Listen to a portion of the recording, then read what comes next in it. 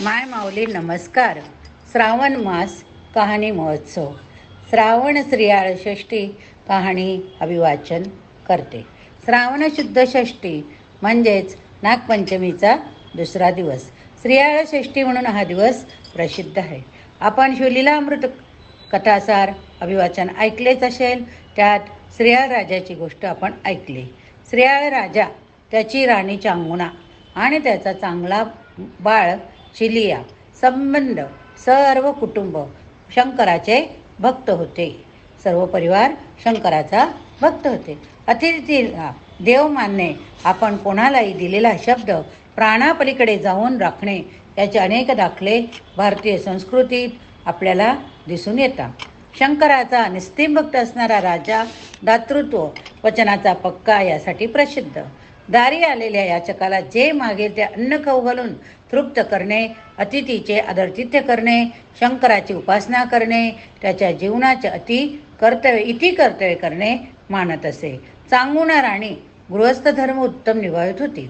एकदा शंकराने आपल्या भक्ताची कठोर परीक्षा घेण्याचे ठरवले आणि ते अतिथीचे रूप घेऊन श्रीराजाच्या दारात उभे ठाकले. चांगुणा राणीने त्यांची पूजा केली, आदरातिथ्य केले आणि भोजनासाठी काय करू म्हणून विचारले.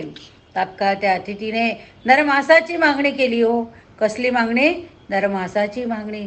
शुद्ध शाकाहाराचे व्रत कायम पाळणारे राजा राणी या मागणीने एकदम हादरले. तरी पण आपला धर्म सोडायचा नाही म्हणून काय आणि कशी तजवीज करावी याचा विचार करू लागले. तेवढ्यात त्यांच्या कानावर जशी तप्त शिशे ओटावे असे शब्द पडले. हे नरमास मला तुमच्या स्वतःच्या मुलाचे पाहिजे. स्वतःच्या मुलाचे म्हणजे चिलियाचे हवे. काय?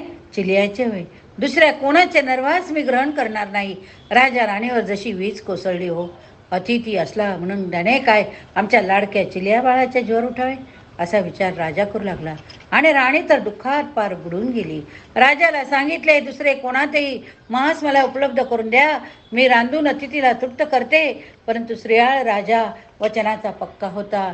त्याने राणीची समजूत घातली आणि चिलिया बाळाचेच नरमास रांधून अतिथीला तृप्त करण्यास सांगितले. बिचाऱ्या राणीने मन घट्ट केले. आपल्या चिलिया बाळाला उखळात घालून कांडू लागली. हो, डोळ्यातून अश्रूच्या धारा वाहत आहे. तोंडाने माझा चिलिया असा विलाप चालू आहे. अशा स्थितीत ती कांडण करीत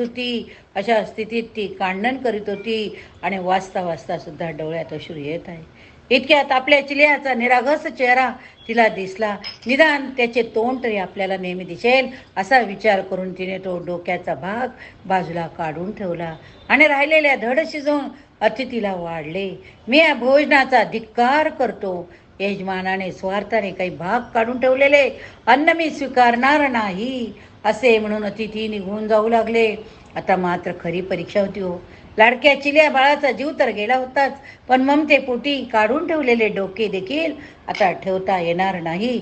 आजपर्यंत आपण गिकारलेल्या व्रताला बट्टा लागणार. आपण आजपर्यंत कमावलेले पुण्य सगळे वाया जाणार. सर्व गेले आहेच.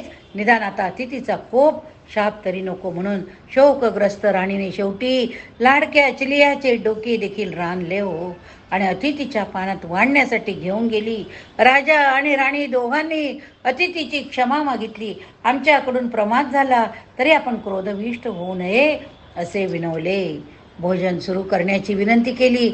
अतिथीला नमस्कार करून त्याची क्षमा मागितली. त्याच्या डोळ्यासमोर डोळे मिटून गुडघे टेकून बसले.